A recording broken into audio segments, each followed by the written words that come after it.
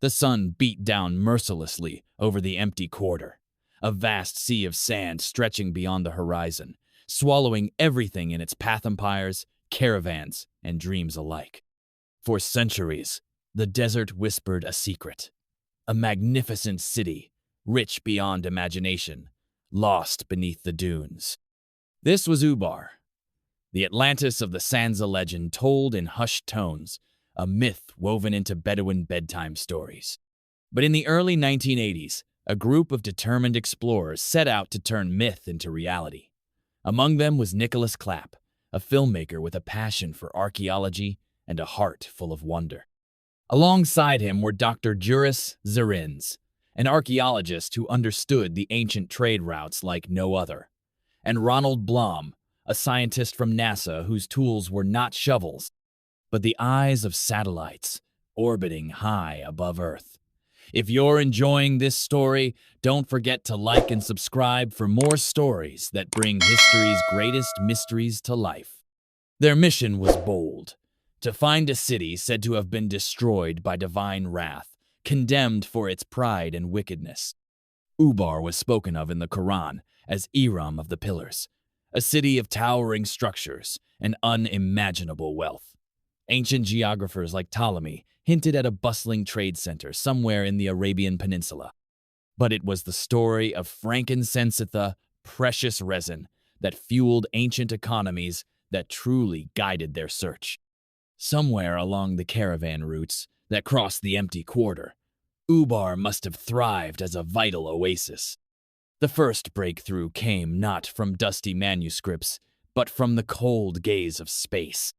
Using images from the Landsat satellite and radar from the Space Shuttle Challenger, Ronald Blom spotted faint lines beneath the shifting sand-ancient caravan tracks, converging like veins toward a hidden heart. This technology pierced the desert's veil, revealing what centuries of wind had concealed. Hope surged through the team. Following these tracks, they arrived at Shizr, a remote well in Oman's Dhofar region. To the local Bedouins, it was just a watering hole, a lifeline in the desert. But to the explorers, it was a clue.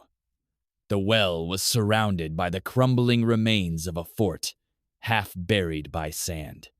At first, disappointment crept in. Could this humble site really be the legendary Ubar? Then, the earth revealed its secret. Near the well, the team uncovered the foundations of an octagonal fortress, its massive walls stretching outward, just as the ancient texts described. This was no mere outpost, it was the core of a great city. Pottery shards, tools, and relics emerged from the sand, each piece telling a story of a civilization long vanished. But the most astonishing discovery lay beneath their feet. As they dug deeper into the well, the ground began to shift and collapse. The well was not just a source of water, it was a massive sinkhole, a geological trap waiting to swallow everything above it. The city had been built on unstable ground, unknowingly perched over a cavernous void. Ubar's destruction was not the work of invading armies or sudden floods. Instead, the earth itself had opened up, swallowing the city in a slow, terrifying collapse. The divine wrath, described in the Karanthi thunderbolt, that destroyed Aramite, have been a poetic way to explain this natural disaster. The pillars of Ubar, once symbols of grandeur, had crumbled as the ground gave way beneath them. This revelation changed everything. The story of Ubar was no longer just a tale of punishment for pride and sin.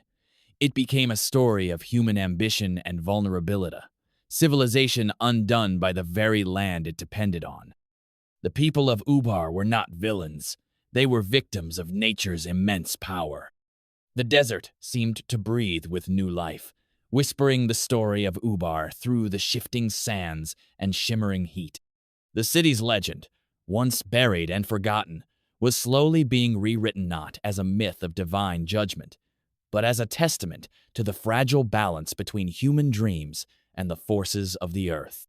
The discovery unfolded like a carefully told story, each clue building suspense and wonder. Satellite images hinted at the mystery. Ancient texts provided context. The well anchored the search, and the sinkhole revealed the heartbreaking truth. It was a journey of patience and persistence, not a sudden Hollywood moment. In the end, Ubar was found not just as ruins beneath the sand, but as a powerful reminder. Even the greatest civilizations can be humbled by the earth beneath their feet. The explorers had sought a triumphant tale, but instead uncovered a deeper, more human story, one of hope, hubris, and the unstoppable forces of nature. As the desert settled once more, silence returned to the empty quarter. Yet, if you listen closely, you can almost hear the echoes of Ubar's final Momensa city, not destroyed by fire or wrath, but quietly consumed by the very ground that had sustained it. This is the story of Ubar, the Atlantis of the sands. A legend reborn through discovery, inviting us to rethink the stories we tell and the truths hidden beneath their surface. Don't forget to like and subscribe for more stories that bring history's greatest mysteries to life.